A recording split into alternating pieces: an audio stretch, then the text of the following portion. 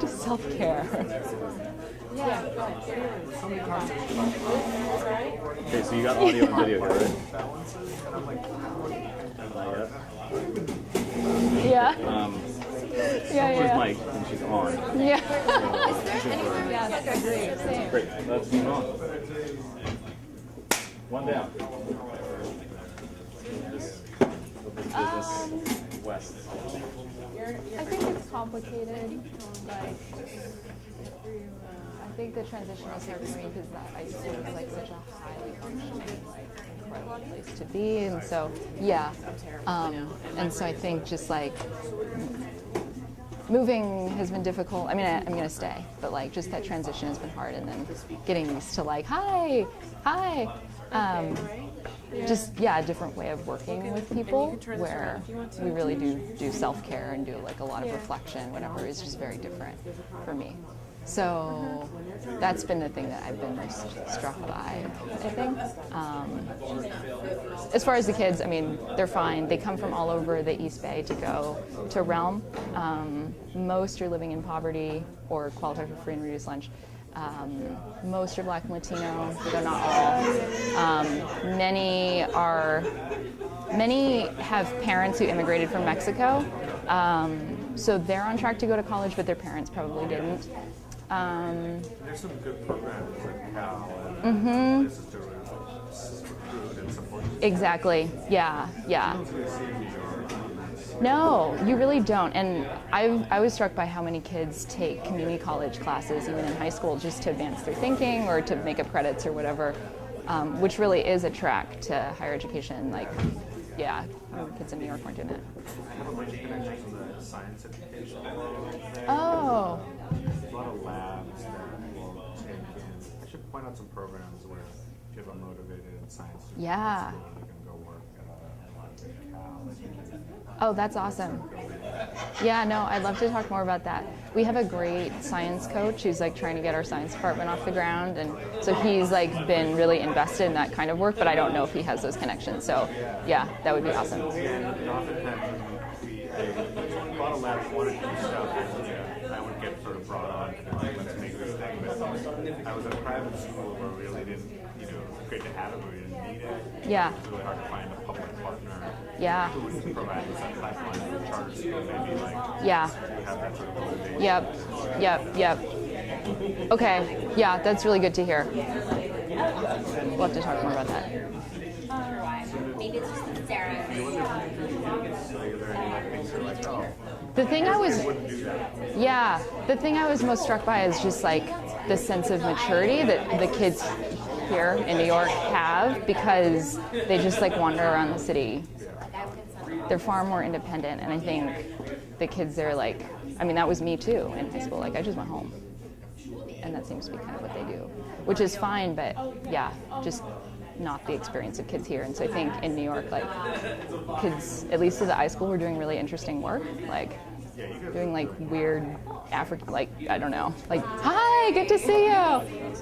They're doing like African dance or whatever. It was awesome. Yeah, I know. Good to see you. Good to see you.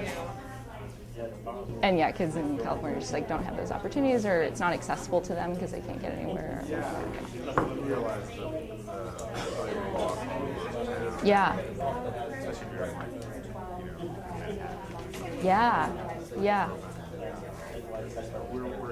One thing, one challenge we're facing is we're finally taking these kids out of home for the first time, and the high school is in town. And we're very happy about it, but I think it's really going to pay off. Yeah. Just getting on the 6th train. Yeah. You know, 120 and Yeah. Oh, yeah, true. but I think long term it's really going to pay off where they don't get sort of bound by their own neighborhood. Yeah. You know, the 6th is so quite easy. Yeah. Yeah. Huh. Explore other parts of the city. Right. Oh. Good. Well, I'm happy. It sounds like it's going well. Maybe stressful. I don't think it ever. Oh my goodness. Wow. That's incredible. Well, it's good to catch up. Good to see you.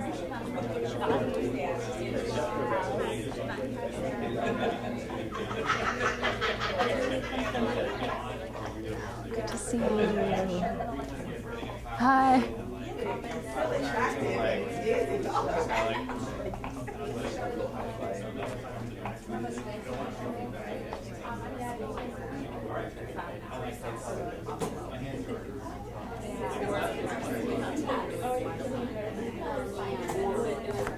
All right, folks, let's start.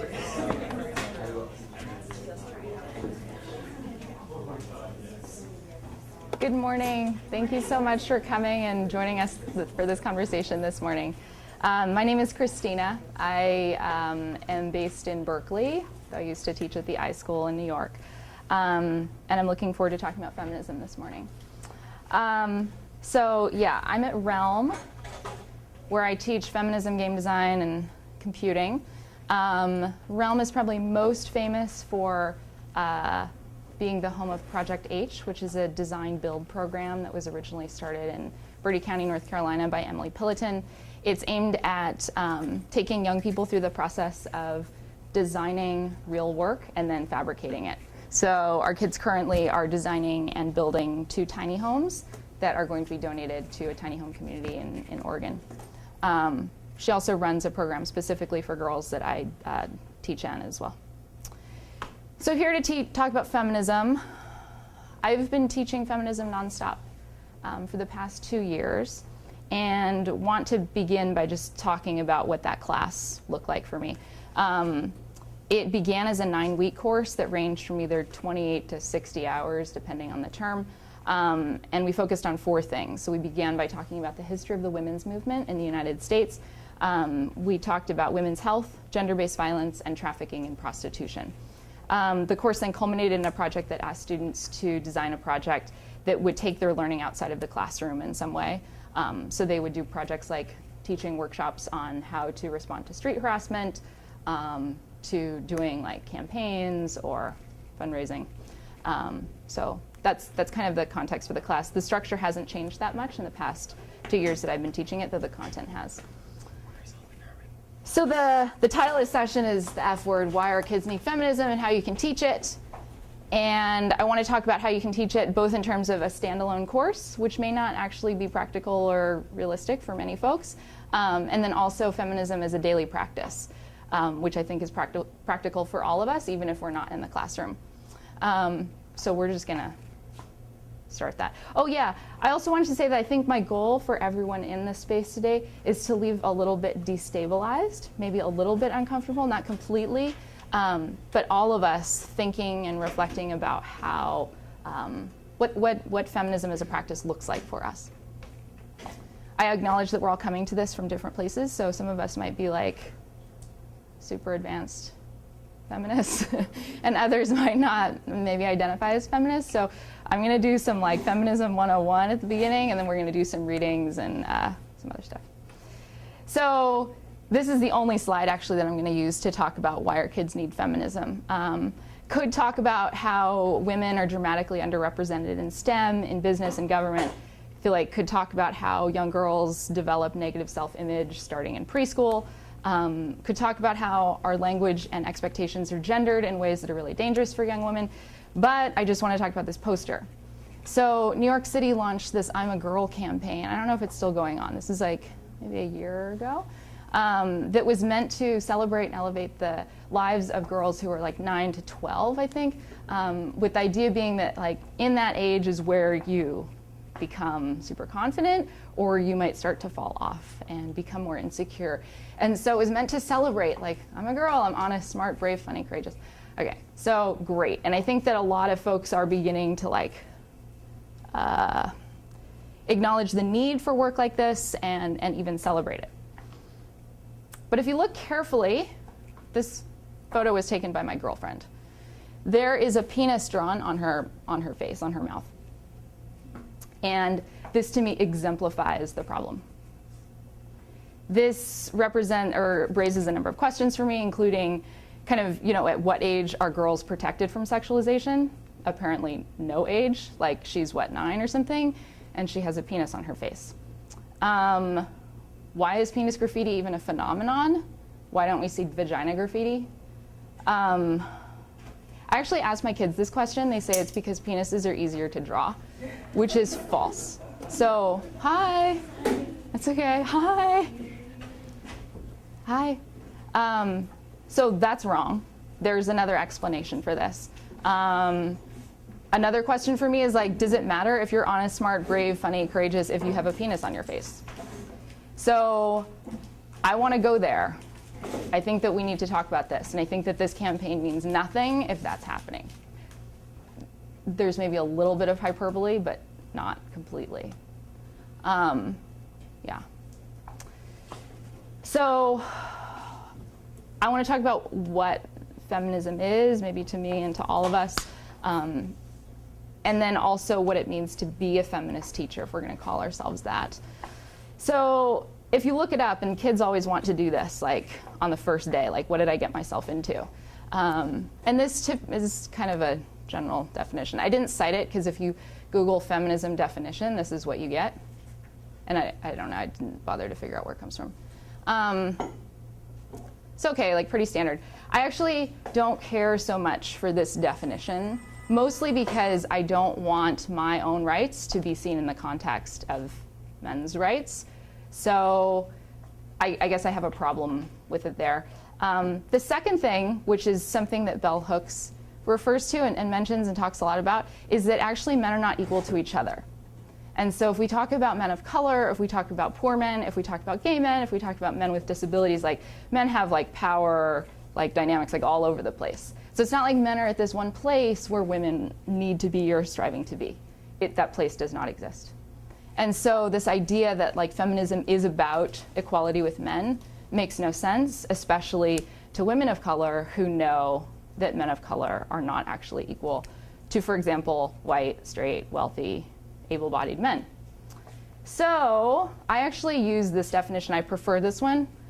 It's not a judgmental thing. You can adopt whatever definition you're comfortable with, but wanted to share that this is where I'm coming from. So Bell Hooks, the writer, activist, feminist, argues that feminism is the movement to end sexist oppression. So this matters to me. The language matters to me. And I think the reason I like this is because I think it suggests that all of us, rather, that feminism is meant to elevate all people. And actually, men benefit when we talk about feminism in this way also, because men too experience sexism or sexist oppression from other men. Should we keep going, or do we want to talk about, are folks coming up thinking about anything they want to bring up? I would say. Can you restate that last piece about men and sexism again, just so? Yeah. So I said that men too, even if they perpetuate sexism or even if they don't, are sometimes victims of sexist oppression themselves from other men. So an example of that is like the way that we see how childcare is treated in this country. Like I was watching this, I don't know if it was a commercial or a sitcom or something, about a year ago, and there was this scene where the man was depicted as being completely incompetent when it came to like taking care of his kids, right? This is untrue, and those stereotypes are really dangerous. They perpetuate the idea that men can't be trusted, like men can't be kindergarten teachers, men can't. It's really bad for all of us. Yeah. Yeah, exactly, yeah. Christina, I'm curious how, if you could unpack sexist oppression. Yeah. A little bit and how that resonates with you. Is that part of the definition? Yeah. So I think that like these expectations and rules and gendered language and explicit and implicit kind of norms really confine us into these specific roles, men and women. And then there's outside of the gender binary, like this whole other spectrum that we're not even talking about. So we are defined by kind of social expectations. And I would say that that is sexist oppression. It's this set of beliefs, this way of thinking that identifies masculinity in certain ways, identifies femininity in certain ways, says that women and men can do certain things and cannot do certain things, and if they're not doing those things, it's not normal.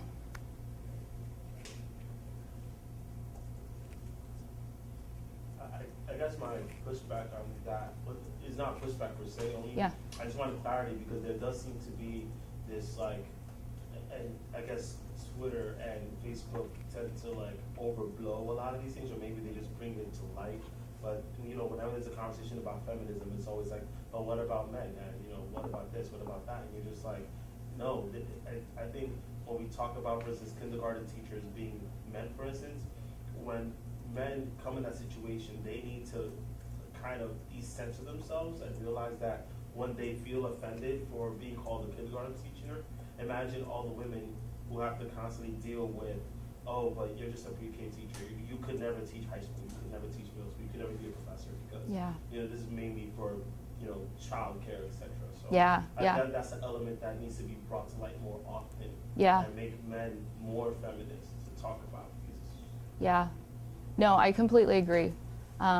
We actually don't talk about men at all in my class, and sometimes like kids will bring that up and kind of wonder like why we're not talking about that, and that's my justification for it. But we see that connection in the Black Lives Matter movement also. When we're talking about Black Lives Matter, and then white folks are saying like all lives matter, but the conversation is not about that. It's about Black Lives Matter. Can you talk a little bit about how your students react to some of this? Yeah. How they react to what you said so far, and then what students show up to your classroom?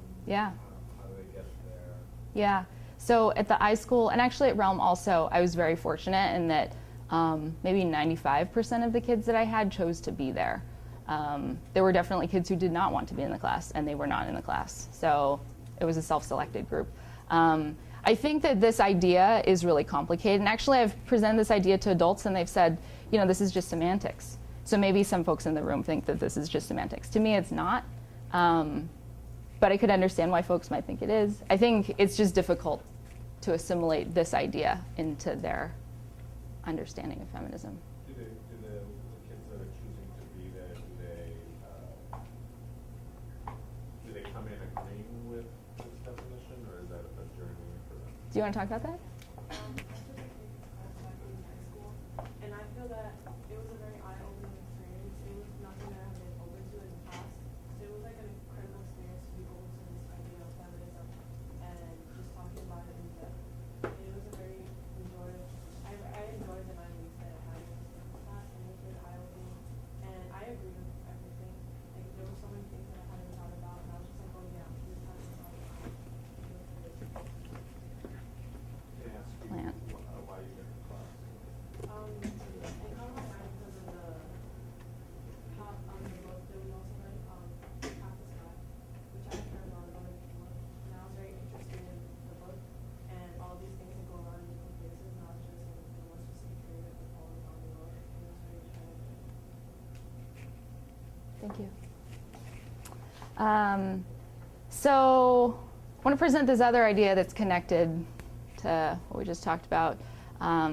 We're halfway through Feminism 101, more than halfway through.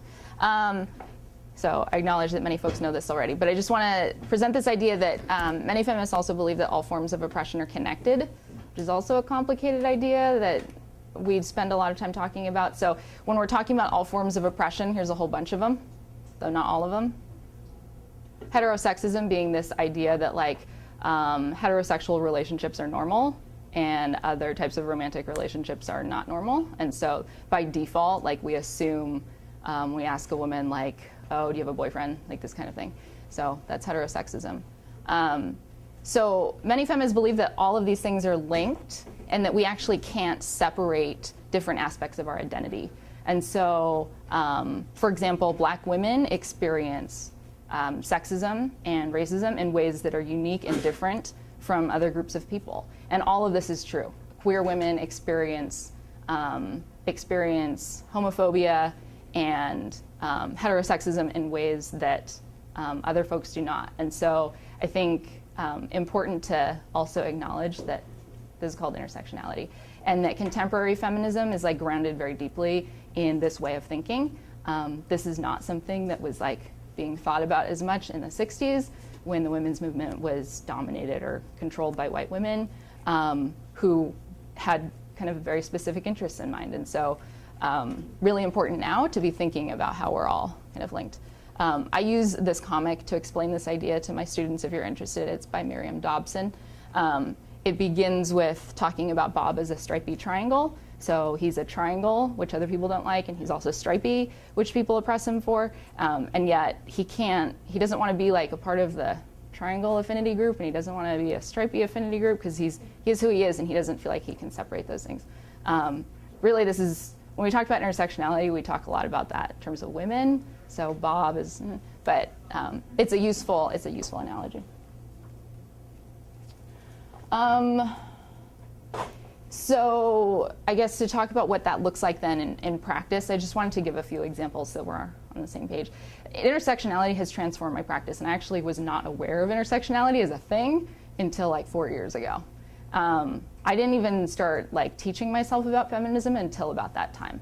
And so before that, like I would address things like homophobia in my classroom, but as a standalone thing. And I think the reason that intersectionality is like transformative for me is that it allows me to develop a framework that I use to apply to the language that I use with students and my practice as a whole. So this is what that means. I think that if we believe that like all forms of oppression are connected, and that we can't separate our identities away from each other, then if you're a feminist teacher, then you teach diverse books. I don't think you can call yourself a feminist teacher and not teach diverse books. We need diverse perspectives in our classroom. I think that if you're a feminist teacher, you're obligated to say not that gay is a bad word, but that gay is an identity, it's not a slur, and that homophobic language is unwelcome in this space. It's affirmative, it's not like you're being wrong. I think that the same goes for like the use of ableist language that I will call out. So even the use of the word lame, like which students will just use, like I try to be very aware of stuff like this and like call out the use of language like this because it's all connected. Yeah. So when you say there, when you write say there, I mean, certainly whenever these things happen around you as a morally progressive person, you need to say something, but you also mean like formal announcements at the convening of an educational environment? Yeah, so I was actually not even aware of that until I kind of mid-year, like 3 weeks ago, adopted an all-boy, actually 2 all-boy classes. One is game design, the other is computer science. And I made a huge thing at the beginning about language, and it actually hasn't happened, though I was aware of the class before, and I had adopted this class from a different teacher, and it was happening before. So I think it's really important to set those expectations. What, just in an all-male environment? Or no, but I wasn't aware of it until I realized that like they were literally calling each other girls, which I had not like heard of in a co-ed space. Like that was an insult that they were calling each other. Okay. Does that make sense? Well, Sorry. what I'm asking is Yeah. a feminist teacher obligated to formally make these declarations at certain times? Is that part of the mission, or, I mean, you know, I take it for granted that we want to address anything we hear or see, of course, but do you think the Address it with the formality of kids? is an important thing as well? Yeah. I think it's the same as having a code of conduct. I teach a race, gender, and sexuality class, and we have this conversation on day one. You Okay. know, that language is important. What you say to each other inside this class, outside this class, is important, and that words are not just words, they're living things. And that, you know, lame, gay, calling that a girly mood is not a good thing. Okay, but do you begin your algebra I have term the computer same science. way? I do it Right. in computer science. Right, in any, you do it in Yeah. any class? Yeah. Right, right. Yeah, yeah. Yeah. Hi, I'm Ruby. I'm a senior at SLA. I lead a lot of meetings. I'm in the student union, and when we have our first meeting, we always start by establishing norms, like going around saying everyone's preferred gender pronouns, Yeah. things like that, just so because like we sort of all come with different experiences and sort of I guess knowledge about things like the gender binary and feminism, just like general like gender things, and so like establishing it before is better so that no one feels bad when they make a mistake that I didn't know about. Mm-hmm. Yeah. And I think other ways to do it that or maybe aren't so formal, on top of the formal announcement, I teach at a girls' school, and something I started doing that I had to like train myself to not, I would always, I felt like in the past everyone's like, I are you talking to any boys? Like, are there any boys you're like interested in? I started switching that to like, say, were there any boys or girls you like are gonna go out with this weekend? Are there any boys or girls you met that you thought were cute? Like things like that. And I think, so while some of the students were a little like taken aback at first, I think like that in itself showed that like gay is an identity and like that's just like a normal option for conversation and things like that. So I think even informally, you can just start changing the way you speak to be less heterosexist. Thanks. Yeah. Just like one more thing. I also think it's easy to sort of say like, oh, like starting your algebra class with that would make sense. But I think for people, especially people who are like queer identified, these things are sort of part of our lives every day. So like just because it's algebra class doesn't mean someone like still won't call me a dyke, or like just because I'm in like science class doesn't mean people won't like use woman as an insult. So like these are things that are part of our lives every day.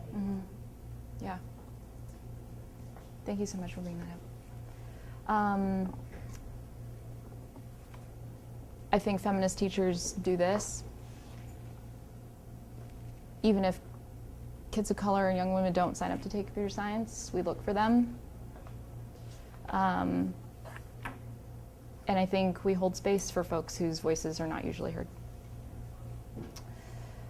And many other things. So I want to talk about what my class looks like for the first 3 days. We're going to do a couple of those activities and then want to talk about what feminism looks like in practice. So we begin on day 1 by doing this activity called challenging your assumptions, which involves a whole bunch of statements like this. And we read them and try to figure out what assumption is like built into this language. And it's remarkable how hard it is for different people on different questions. So like one of the statements says, tights are available in black, suntan, and flesh color. So if you are a white person, it might be hard to figure this out. But if you are not a white person, it's very obvious. And I think like our language is like so much connected to our assumptions that I do this on day 1 to kind of destabilize us and try to figure out like what assumptions we are bringing to the class. This one is really hard too, though maybe because people don't have home phones anymore, I don't know. But it says, may I speak with Mr. and Mrs. Williams? And there's this like assumption, there's just so much here, right? Heterosexual partnership, married, she takes presumably his name, not a single mom or single dad, like so much going on here. So we do this, like we spend most of the first day like doing that activity. On the second day, we talk about Peggy McIntosh. So she's a professor of women's studies and wrote this piece about how, well, I'll let you read it. I'll read it out loud if you can't see it. As a white person, I realized I had been taught about racism as something puts others at a disadvantage, but I had not been taught to see one of its corollary aspects, white privilege, which puts me at an advantage. I think whites are carefully taught not to recognize white privilege, as males are taught not to recognize male privilege. So we go through a number of these statements, which look like this in the article. As a white person, she can be pretty sure that if she asks to talk to the person in charge, she'll be facing a person of her race. And so we can do the same activity for gender also. This comes from MIT, but it's a play on her work. So when I ask to see the person in charge, the odds are I will face a person of my own sex. Or that I'm far less likely to face sexual harassment at work than my female coworkers are. There's certain people who can say this and there's certain people who can't. And actually, I mean, here too, like, I feel like important to include trans folks and like other people who don't identify with the gender binary because trans folks face a lot of harassment as well. Even if I sleep with a lot of women, there's no chance that I will be seriously labeled as a slut. If I choose not to have children, my masculinity will not be called into question. Yeah, so we get the idea. So I do this activity kind of towards the beginning also to ask us to identify our own privilege or privileges and figure out like where we're coming from and what we're bringing to the conversation. Do we want to, we're about to go into a reading activity with text, so do we want to have a quick conversation about what we've talked about so far, or move on?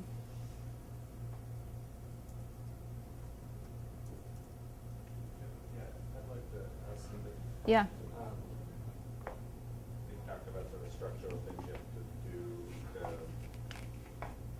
make it a successful classroom. Yeah. Such as sort of the disclaimer about language and how it should be used. The language is just such a easily identifiable, but small part of a larger picture of what's happening in the classroom or in the world. Are there other things that you do or other educators do to make it a successful classroom beyond that? Are there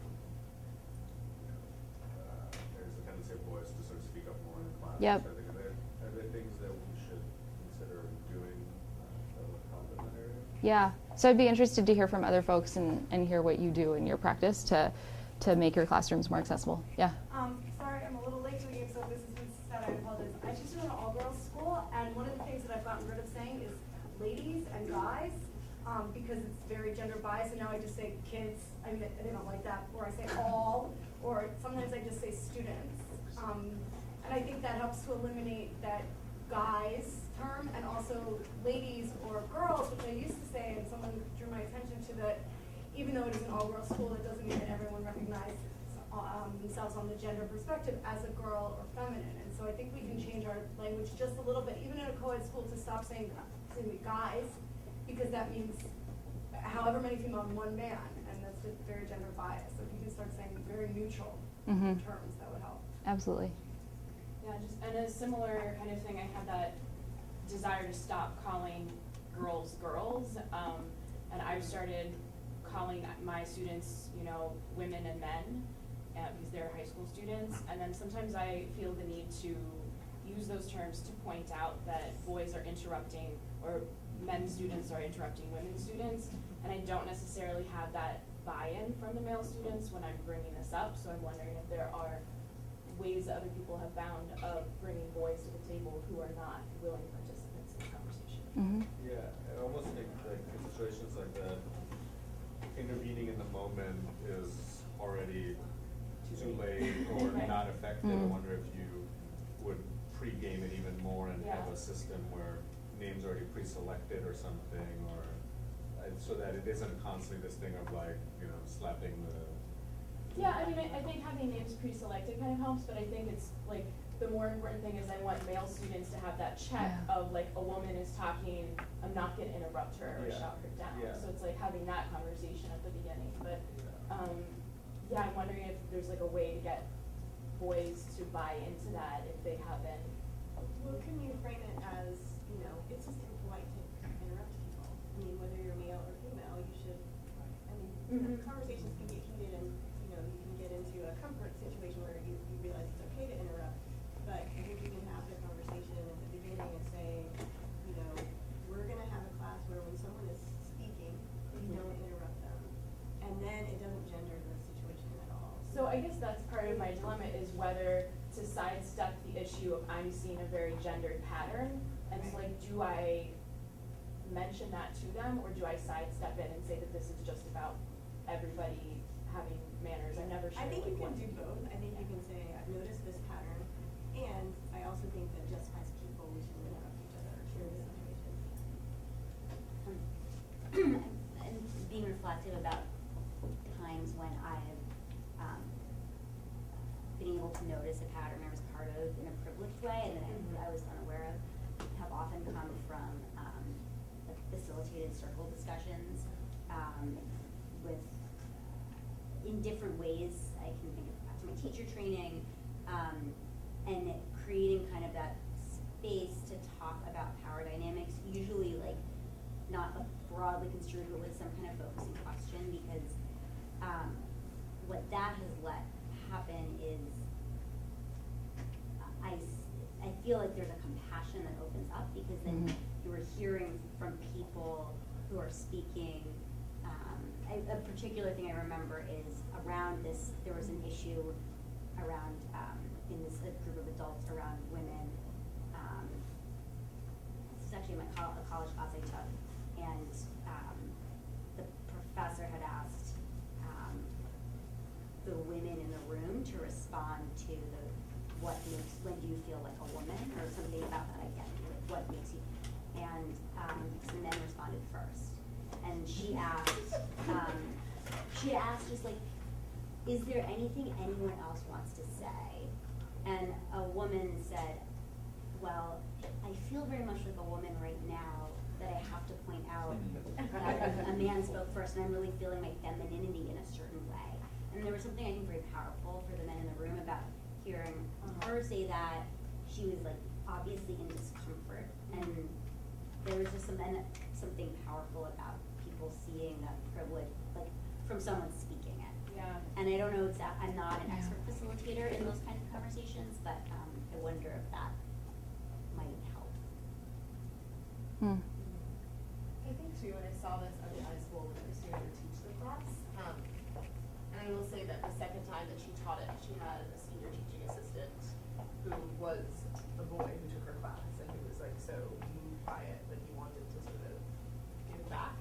But I think part of it is providing multiple opportunities, because I think with anything, when there's change, especially uncomfortable change, which I think this all has to be for a lot of people, there's a point when something clicks, and when that point is for you might be different than what it is for me, and so kids are going to hit that point at various times, and so you try to sort of impact enough people that then you have people out there where moments like that are more likely to happen, so that someone else then feels it in that way. That's a really good point. Yeah. I've started practicing trying to call out the power thing, and I don't feel like I've done it successfully yet, but I've tried to say like your use of that word is elevating you over somebody else, and that's unacceptable because we just don't do that. But I don't know, it hasn't worked yet. Like I don't know the right language yet. I wonder if it's asking it as a question rather than making it as a statement. Yeah. So in the moment saying, let me pause for a second. You just thought it was okay to interrupt her while she was speaking. Why is it that seemed like it was okay with you? Rather than, hey, you just interrupted her. Let's not do that. Yeah. Right? So there's a directive there that makes, that doesn't ask for that pause and reflection. Yeah. That it might change. I think one other thing, maybe before we move on to respond to the initial question about how we create these more inclusive spaces, is I've tried to stop commenting on students' bodies. So like nice haircut, like I don't do that anymore. Like shirt, clothing, like no. Because I think that commenting on like the way we present ourselves to other people is like problematic, like a lot. I think that it makes us think like, oh, you're watching me. And so this is kind of extreme, and I don't know if we talked about this, but there's a summer camp that I got this idea because the Times like wrote this story about how there's a summer camp where you can't talk about each other's bodies, and that's the rule. And it means also that you can't really give compliments to people. So it's a strange thing. Yeah, where do you feel the space is? Yeah. What do you talk about if not their body? I don't know. Yeah. So I'll say like, did you get a haircut or whatever? Like, do you like it or whatever? But I don't know. That's something I'm experimenting with too.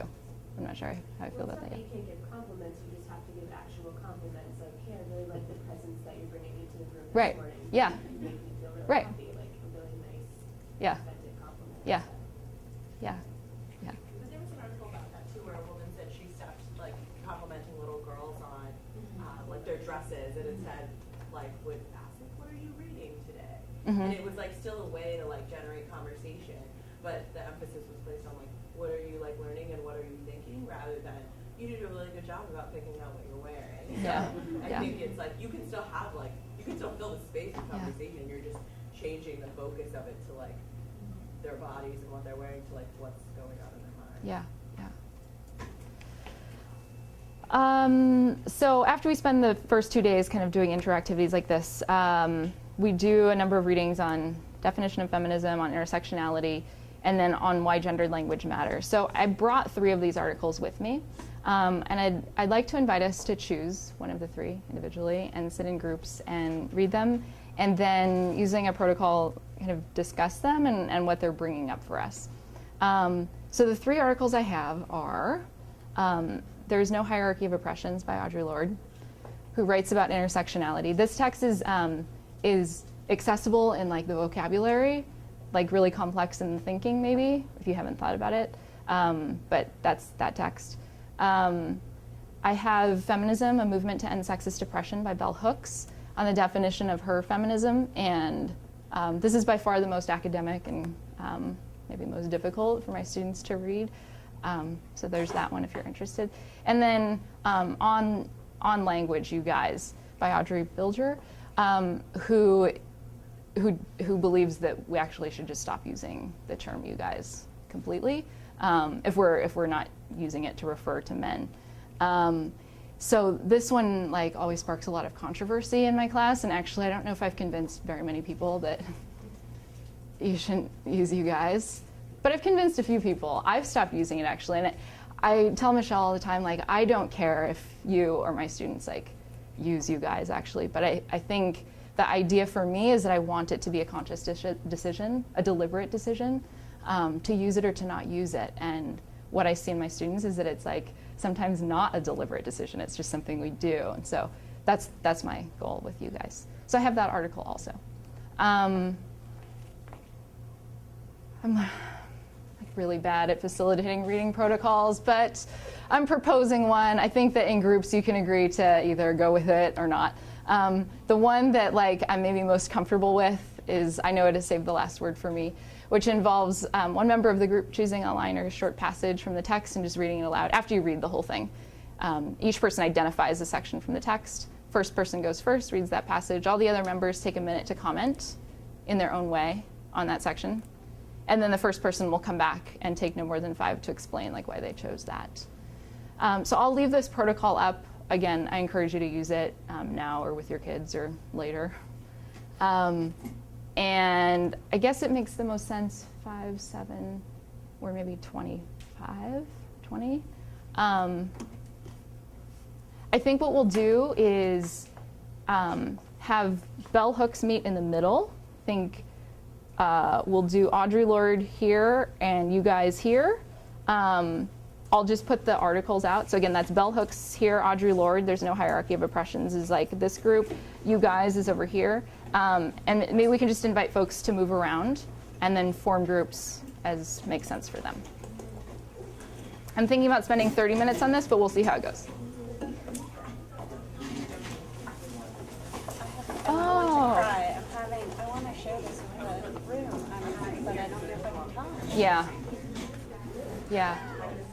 I hadn't seen, I mean, like women experience so much like gendered harassment online. Like it's part of the reason I like don't even talk about feminism on the internet. But, oh, thank you so much. I really appreciate it. This one. Thank you so much. Thanks for sharing that. But yeah. I mean, and I read it, I'm kind of drawing and I've been really appreciating your work, your drawings. sorry, I'm like, I have a close friend who is reading bell hooks right now and trying to. Bell hooks. Anyway, I'm texting her little things that are coming through, and I'm not going to touch this. Yeah. So, like. Yeah. Have you, did you follow Gamergate at all? It was this thing that was started by, well, there was this woman in game design who like broke up with her boyfriend or something, and the boyfriend like accused her of like cheating on him or something. And this sparked like whole internet like rage at her, and it turned into this whole phenomenon in game design targeted at female game designers. So women, like there was a woman who had to move out of her house because she was being targeted, and like all this stuff. I just, yeah, I know that feeling. Yeah. I appreciate even Yeah. So Yeah. anyway, I hope I get to talk to you later. I know. We need to catch up. I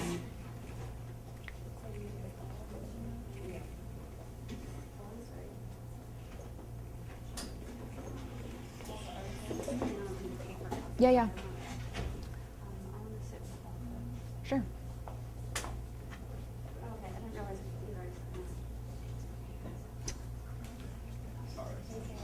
went to the bathroom. I'm not gonna act like that. Good try.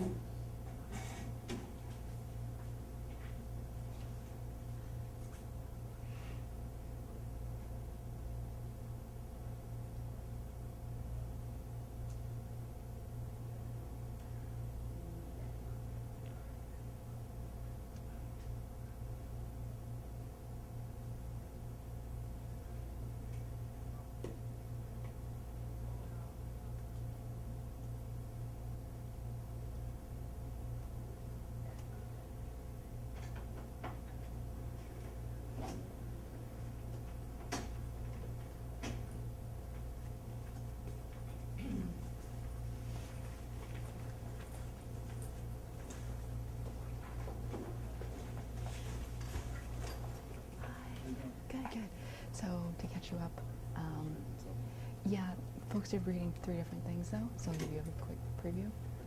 These are articles that I do in my class that all kind of comment on like kind of the beginning of feminism, like the introduction to the course. So this is Bell Hooks. She talks about the definition of her feminism and where it comes from.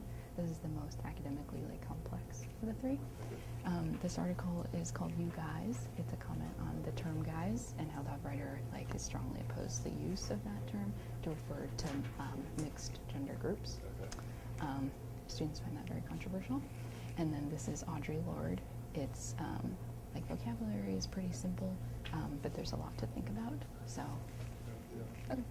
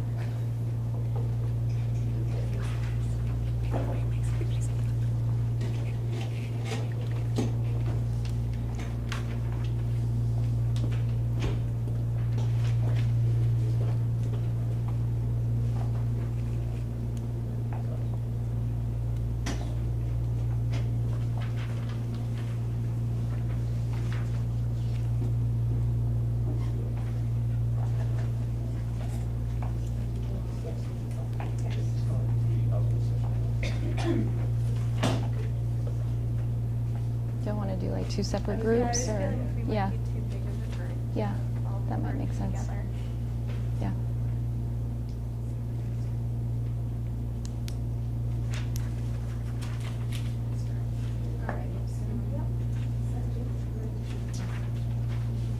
It's beautiful. Yeah.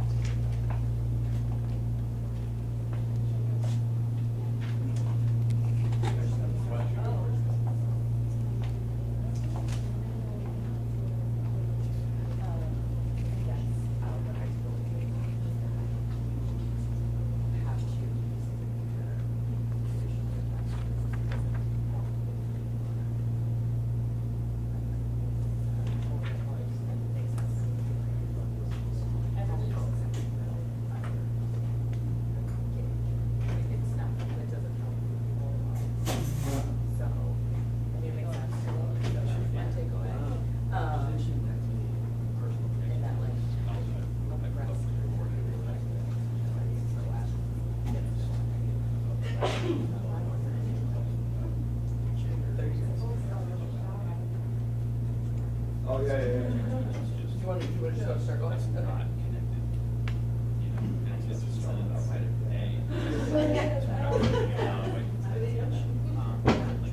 Yeah.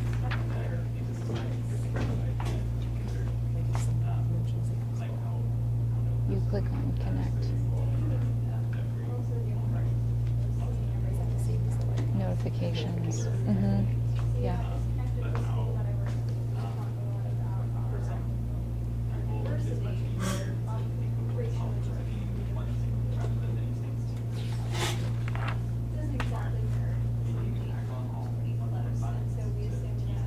Diversity or acceptance in one area is enough to sort of be diverse, and that we don't necessarily think about the ways that to have a truly diverse classroom with multiple perspectives. We have to be thinking about everything. We can't just say, well, skin color, and we've achieved utopia, we've achieved utopia first, but we don't need to think about each class.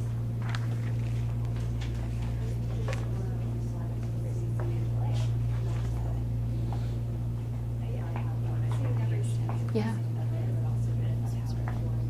I actually don't remember. I meant to like look it up before I brought it.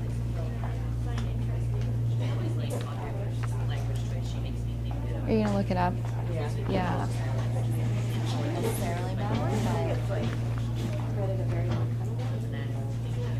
Yeah.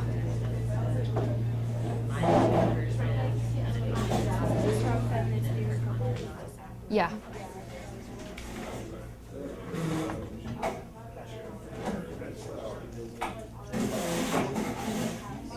Does SLA? Okay. 84. Does SLA offer a class on gender, feminism, anything? Well, one of the senior English classes.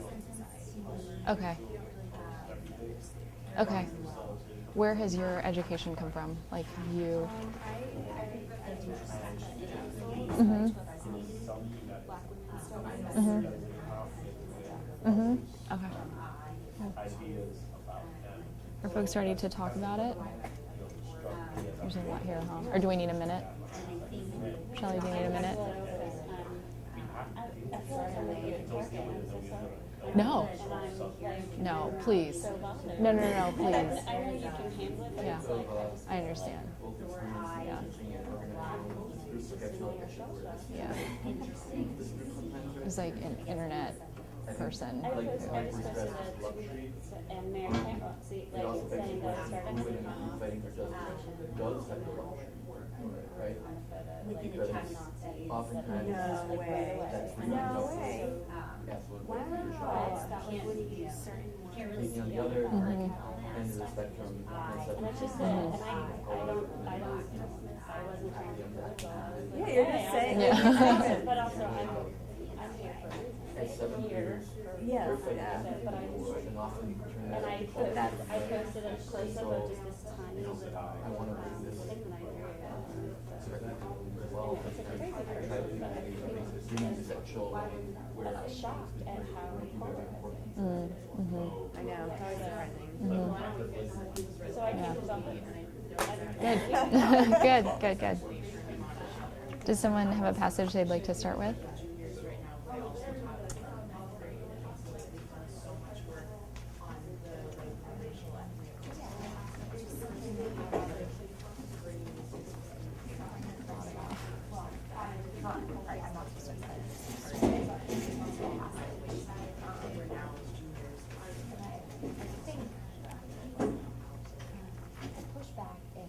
This passage is encountered by the end of the saying I kind of lost focus.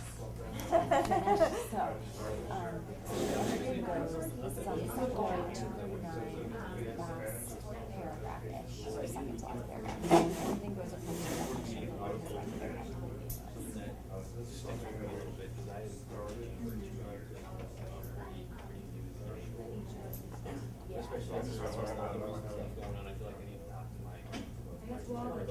Something I hear a lot of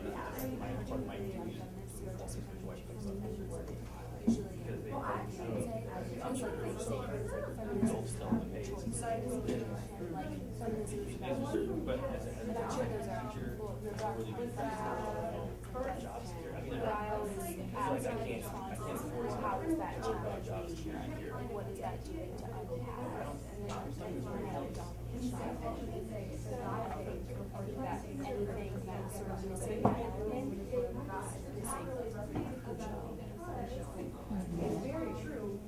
That made me think of meaningless to whom, right? I mean, it's, I guess, meaningless to feminists, but certainly your experience, feminism is, when you say the word feminism, you get these kinds of responses. You get your a feminazi or whatever, any name your slur.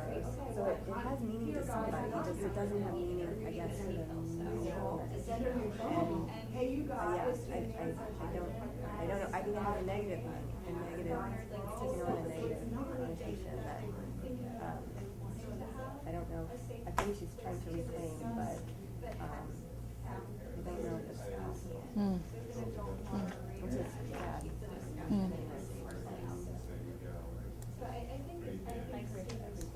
I'm just thinking, I just read some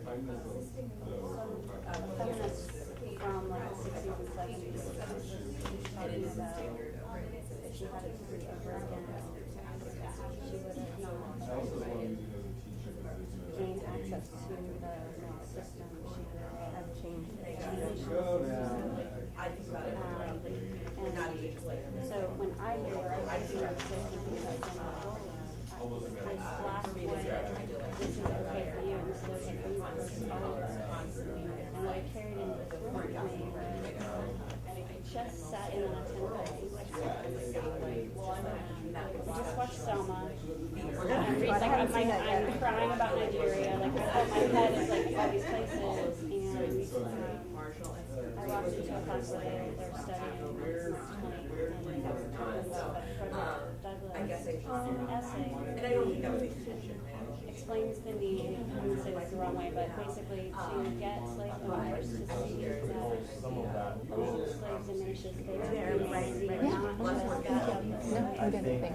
and I've just had these conversations recently with colleagues who are like-minded that white passage understand that what looks like working for you actually isn't working for you either, and because it feels like it's working for me, not me, but like I'm the white dude of the hierarchy that is the norm, whatever that is, that can't see what's biased, and may I speak to Mr. and Mrs. Wood, I can't see it, and I don't because it forces me to not just be uncomfortable, but and my box feels pretty good, even though it's exactly you make the term so broad, and it but I agree, like you want it to, it's okay for it to be about a so that's probably more than a minute. There's just a lot of convergence where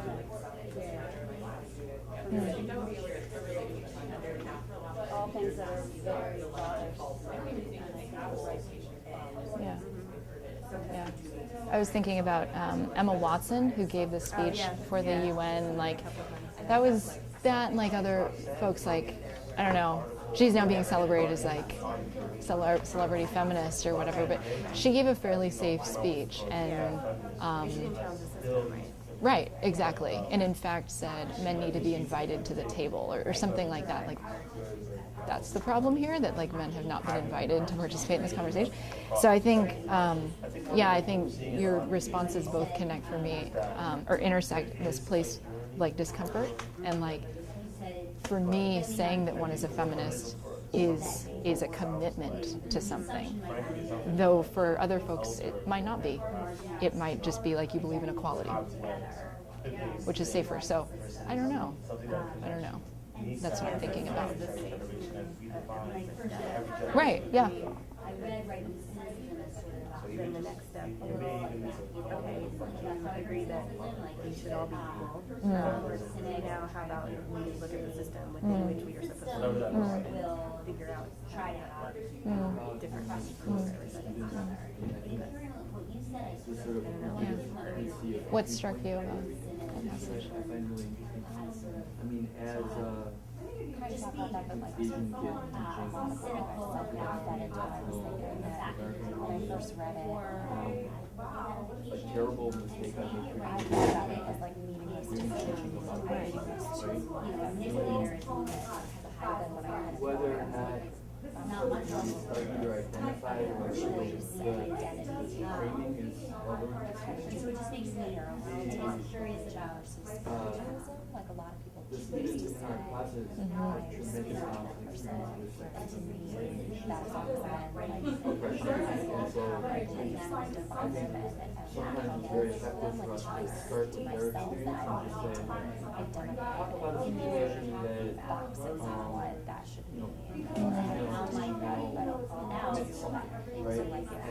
and write about that. And let's share back. And we've got our norms of how we share back in class. And then from there, why then is it more meaningful whether it's student or your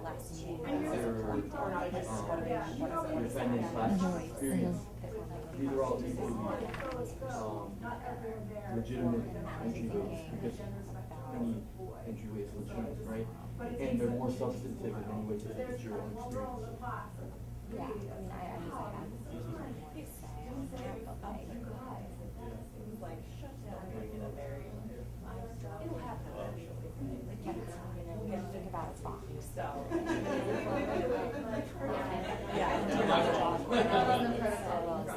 That's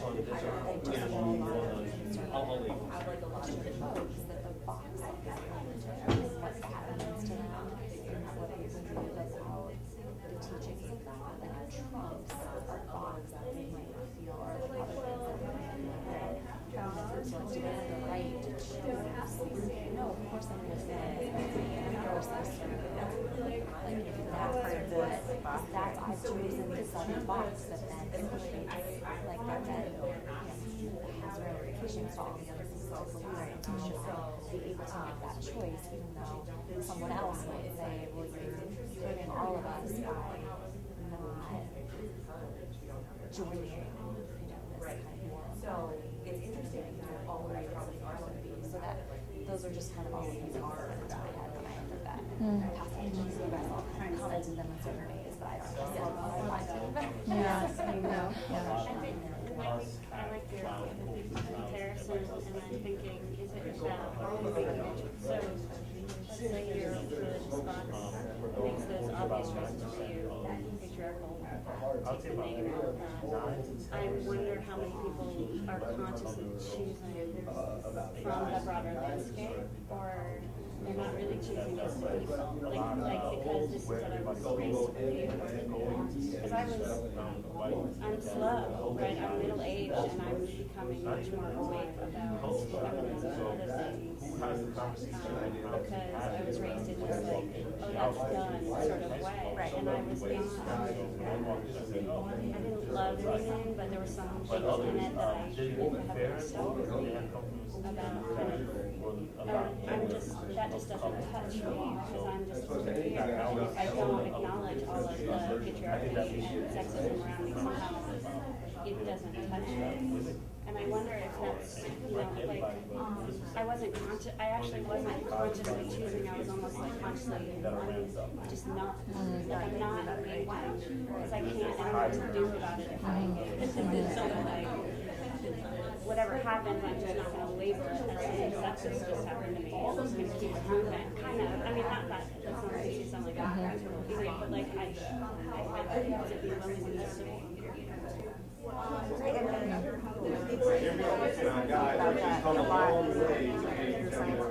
Surrounded by men who do rape on a regular basis. Almost every day I have to make a choice about, okay, which of these things do I call them on and which do I just let slide? Do I spend my time saying, hey, that little thing that you just said that you think is totally innocuous, you're actually making me uncomfortable, and so I'm going to return. And then you can't just talk about you. And then I'm becoming more uncomfortable than they are, right? And then it's about, yeah, you're right, it's about me and us. It's a right to choose. Yeah. I choose like not to see that like with like street what's going on in the way. You don't want to see it. I think that's what I see. Okay, that's more high students. Like I think What you're saying is you know, I don't know. But there's some thoughtfulness of recognizing if there could be other normals that I don't think right. I think some people, their normal is normal, that's the normal that should be for everyone. And then that's what I mean by consciousness, I guess. Like, right. Like recognizing that you need a choice that it's not a word that necessarily applies. And so you aren't expecting everybody to do this. For me, though, that's sort of because in this book, Chris also talks about feminism not as a personal identity, but as like a movement and practice. So I think like for me, I am just trying to negotiate because obviously the way you live under patriarchy, you can't opt out of patriarchy. There are people that you have to decide just not to address. I think it's about like addressing sexism and sexist oppression in like the ways that are possible in your everyday life. And that doesn't necessarily mean the ways that are most comfortable for you all the time.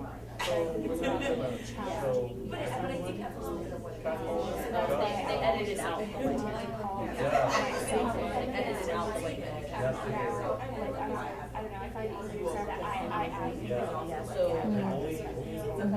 it's something that's constantly evolving. It's not like a point. Well, it's a point that's like probably not set. Like I'm always constantly approaching it closer to, but like just never women on that advisory board is not former Miss DC. That's a large From like percentage of Say, but the implication is that's what it's a very that word DC for a majority black Yeah, I like your framing of it that you can't opt out. Because you, especially like you can't. Or actually white men that particular is actually doing, it's not just abstaining, it's actually standing on the line. Right, which might and I think that starting from that space you don't participate in the patriarchy is a way to kind of center their experience. That's a scary place to be, to say, I'm going to advocate all the things that accrue to me because I choose to participate in this system and live by it. That's challenging. Right now, focused on Jewish politics, and I think talking about and struggle, like,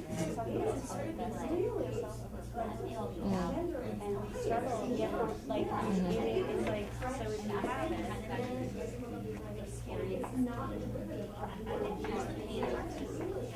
it's not like that other one, like project forward, and then she ended up bringing a lot of the That's not sort of, I think that's a. for the question and the presentation for the class. And then I was able to more just set the space for that. I don't know if she hadn't done that, how I would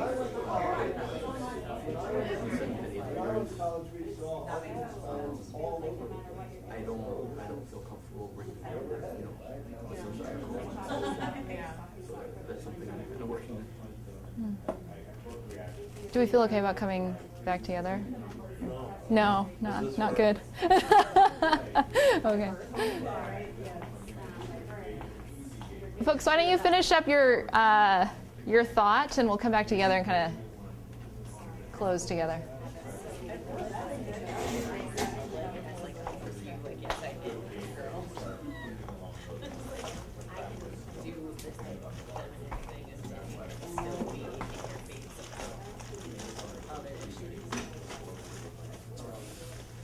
Okay, let's come back together, please. If moving physically makes sense for you, that works. If it doesn't make sense for you, you can just kind of redirect your attention back to the group as a whole. Thank you.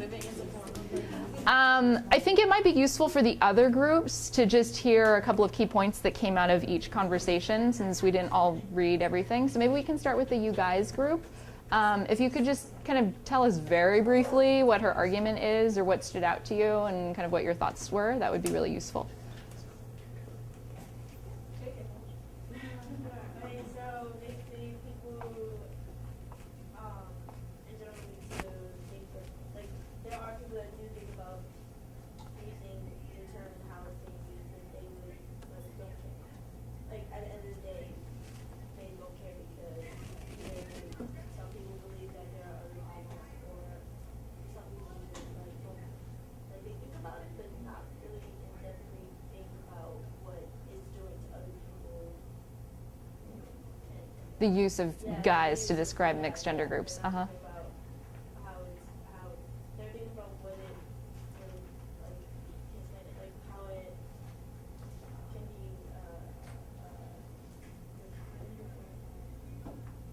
but like how it's used towards women and men, but they're not thinking about how it affects. Mm-hmm. What was your take on that? So there's an interesting conversation around the article focusing on the phrase "you guys," but the word "woman" and "women," having men and man in it, sort of isn't talked about or focused about. So that sort of led to a greater conversation about whether this was sort of the right push point. Would you say that's this is what should be what should be sort of focused on, what we should be talking about, whether this was the thing that we should be talking about. Mm-hmm. And then we looked at where woman came from. Mm-hmm. It actually comes from a white man. Old English. Mm. Wow. Wow. That often comes up when I facilitate that article, is like, is this really that serious? Like, is this the thing we should be talking about? My own take is that everything matters, and that's a choice. Like, you can use, that's all. Okay. I think it matters. Let's talk, thank you so much. Let's talk about bell hooks. Okay, well, our passage was mostly about like defining feminism and the complications that arise when feminism as a movement tries to do that, and often it's sort of defined as like feminism is whatever you choose, whatever you want. And we sort of discussed the implications of that kind of anything goes approach, because like while understanding that everyone is coming to the table with different experiences, and like for different people being a feminist might mean different things, but it's also important to understand that feminism is a movement, and like there has to be sort of like something in common we can all hold on to, or else the movement is meaningless. Mm-hmm. Yeah. I sat in on your conversation. It's complicated. There's a lot going on in that piece. Thank you. And the Audre Lorde groups? Anyone feel comfortable talking about it? Yeah. There was some conversation here about what it needs to be, well, there are two pieces. One about apolitical ways of approaching being. So we talked about the second to last line, which says and I cannot afford to choose between the fronts upon which I must battle these forces of discrimination wherever they appear to destroy me. And we talked about how just being in spaces often makes you someone who needs to deal with it, even when you think you're post-racial or anything, whatever. And I think there was a second conversation around also how to bring the conversation of feminism with some communities of color, specifically, in places where you're dealing with, this big racial issue. So I know that we had a teacher from Brooklyn, for instance, who, the women and the young women and men who are there, and anybody who's there is talking about Eric Gardner and all things that are happening there. But then when she tries to bring up feminism, it kind of goes to the wayside because there's this huge tension around race, and how do we have that conversation? So I think a lot of great things came out of that. Thank you. Folks, want to add anything else? Well, we talked about just the idea that it's just never helpful for two oppressed groups of people to be battling, because just any number of people come out of that. And Audrey Lorde talks about if you oppress any part of me, you're oppressing all of me. So really large groups of people need to take that and sort of battle the goal of the majority to keep everyone separate. Yeah, that's really powerful. So thank you all for sharing. I wanted to wrap up our conversation. We have about 15 minutes with kind of more questions that folks might have about how to bring this into practice. Like, what does it mean for Monday? I think is a really important question for those of us who might not be in a situation where we're teaching feminism on Monday. So what does it look like? I was negligent in not actually making this document, so it exists, but there's not a lot in there. I should call attention to @feministteacher. Ileana Jimenez teaches at LREI in New York. She has an incredible student blog. She teaches feminism once or twice a year and has for many years. So her work is really incredible. I've learned a lot from her. If you are based in New York, there's a conference that she's been promoting at Barnard in February that she's going to be speaking at that focuses specifically on issues of gender in K-12 classrooms. So I encourage you to check that out. So her information is there, as is my class website, which documents the work that we do, all of many of the articles we read, and some of the assignments we do. But we're the only ones on there. So if you know of other resources or have questions or whatever, please include stuff on there, because I didn't get a chance to build it out as much as I would have liked to. And I'll continue to work on it today. Maybe we can kind of talk about what a feminist teaching practice would look like for you, or what it does look like for you. We haven't heard a lot from folks in the room as a whole about what you do in your practice, and whether you consider yourself a feminist teacher or not. Yeah. So this is not my practice. I was at a school in New York City recently that this is sort of to address your point about what's the current conversation in New York. But one of the teachers started a lunchtime group called Courageous Conversations, and that was kind of an open group for anyone to come in, bring their lunch, come into his classroom during lunchtime every Wednesday to talk about the Eric Garner case in New York and all of that kind of movement that's been going on. But certainly there was actually a student that this was a big expo, so the teacher explained that practice that they've been doing, and then a student stood up who's a senior and said that I've been learning a lot about feminism, and I want to start a courageous conversations group focused on that issue, on a different day, so that folks can. So it seems like it might grow as sort of a movement within their school, and it lets people kind of come as they are when they choose to or want to or can handle a conversation like that day, depending on where they are in their lives. And it just seemed like it was going really well and really powerful. So I wanted to share that potential practice. Great, thank you. Other folks, what does feminist teaching or feminist practice look like for you in your work? A bunch of my students are really into Tumblr, Mm-hmm. and they'll always be showing me and talking about different posts on Tumblr. And I I find that to be a really great in to unpack a lot of the things that are popping up, because some of them are, these great quotes or pieces of writing and things like that, and some of them are just perpetuating different issues. And so I really find that to be kind of like a nice in and meet them on their level and explore things from there. But I also, if it's okay to throw out another question to the group, something that I have a lot of challenges with is helping students navigate the challenges and kind of the pain of when their awareness is expanding about something, but their family of origin or their community doesn't have that same awareness or disagrees with it, or it's unsafe for them to go home and sort of live these things that they're learning. So I'd be curious to hear from your students if you've experienced that at all, or from other folks of how to help students navigate that tension. Like one thing that's going on in my classroom right now is we have an American Studies elective where students write their first research papers.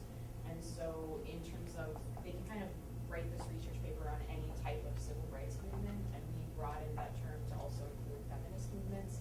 And so like I have kids writing research papers on the history of birth control, for example.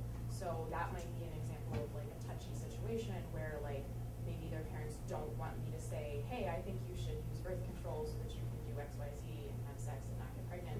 But it's a little bit different for them to research like the history of birth control and like Griswold and Connecticut. So I guess it kind of depends on what content you're teaching and where can you bring this in like a way that's not prescriptive, but it's more like researching controversy.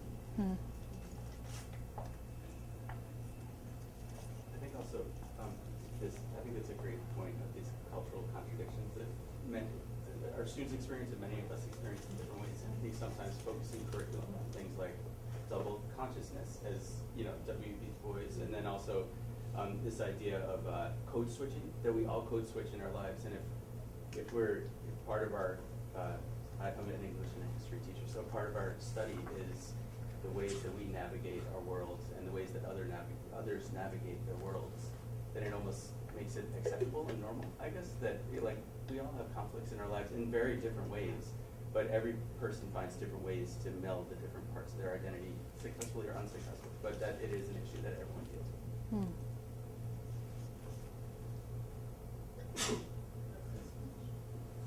Yeah. I like that you brought up computer science. That's what I do. Forming a girls group around technology, and has been, when I was a Little Red, as Cody mentioned, we started a girls group, and it was interesting because we couldn't get any 6th or 7th grade girls, but only the 5th grade, the youngest, in middle school. And so we started to realize that by 6th grade, they're already sort of checked out of, or not going to choose to be there. But 5th grade girls love the opportunity, 4th grade girls really love the opportunity. So we formed a club. We meet, when I was working there, we would meet after school and just, explore different areas of technology that they're interested in. Girls only was me and a female technician worked at the school. And it's kept going on. But if you get the girls, they'll stay with you 6th, 7th, 8th grade, but it's really hard to realize we have to recruit at the later ages. So I would encourage all of you to think about doing that and changing the relationship that you have with science and technology. To think really young when you do that. It doesn't have to be a lot of work on your part. It just has to be like, I want to have some fun with technology. I didn't really think of it as a feminist thing to do until interestingly, even some older girls questioned why we didn't allow boys into the group. And some of the 8th grade girls claimed that's why they wouldn't join us, because it wasn't fair. And we had to explain the difference between sort of justice and fairness to them, which was surprising to do at Little Red, which is all sort of based on social justice. Their sense of fairness was offended by why you would have a girls-only technology group. So that was a really interesting conversation with them to explain to them why we want to work on that problem in that specific way. It was a really rewarding experience. I think building off, excuse me, go ahead. No, I just wanted to highlight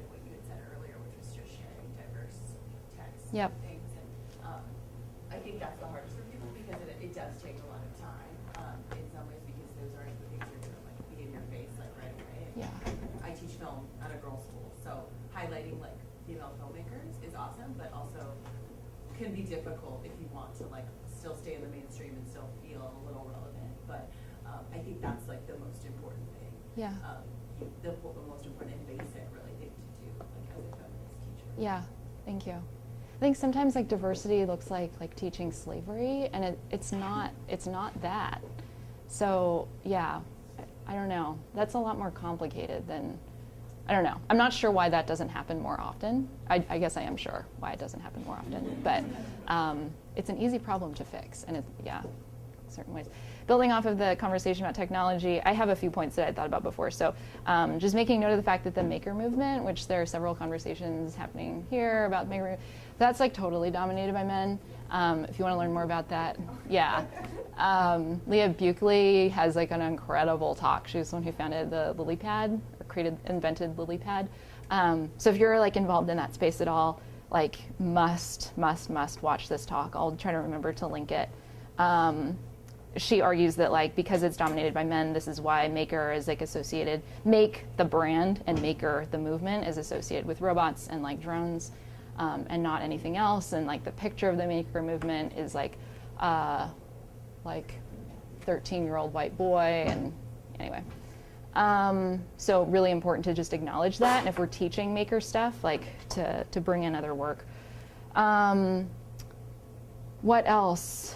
Our kids, like the ones in our classroom, are the ones who grew up to perpetuate gender violence. And actually, many of them have been victims of gender violence, both men and both the girls and the guys and everyone else. And so I think, like, I don't know, I was struck by that also. Like, there was this story in New York, the woman at Columbia who has accused a man at Columbia of rape. She's carrying her mattress around, like, everywhere as her senior project. She was invited to the State of the Union. So, like, she was in our classrooms 4 years ago. She was there, and so was the guy who raped her. Like, those people are in our classrooms. So this is why we have to be talking about this. Like, it's not acceptable that we're not talking about it. Michelle had brought up that dress codes are often gendered. So really important to just evaluate that and the language that we're using around dress codes and our justification for them. I think building off of what you said, the way that we talk about the world often erases the experiences of women, and so that isn't like having Women's History Month. It's like just building it in like it's normal, because it's normal. I do a Makers, if you're familiar with the Makers documentary project that was originally sponsored by AOL and then partnered with PBS, they have a 4-hour documentary about the history of feminism in the United States that a little bit whitewashes, literally, the history. So, like, really important to be aware of that. But, yeah, so that is there. And then they also have, which I find more useful, a series of 3-minute interviews with, like, women all over the place, like Ellen DeGeneres, Oprah, whatever, famous women, astronauts. And so actually one of my favorite projects that I do in this class is to ask my students to do a maker's video of their own, where they interview a woman in their life who's changed their life, who's made them who they are. And those stories are incredible. What else? I guess finally just that, you know, our kids who are marginalized, like, need us to stand up for them. And it's not just the girls, like, it's everybody who is marginalized in some way. And so I think, like, again, maybe the most important thing the most significant way that feminism has changed my practice is through this intersectional approach to language, to the way that I interact with young people, and to the ways that I justify what I do in my classroom. Wrapping up, I would just like to ask that all presenters who have not had an opportunity to pick up their presenter swag bag, if you would go down to the cafe, we have parents ready to give you your swag bag. So by all means, thank you so much, everyone. So I guess that's it. But I just want to thank you all so much for the time today. It was really fun to have this conversation with all of you. I'll build out that thing today, and I encourage you to edit it as well. So thank you.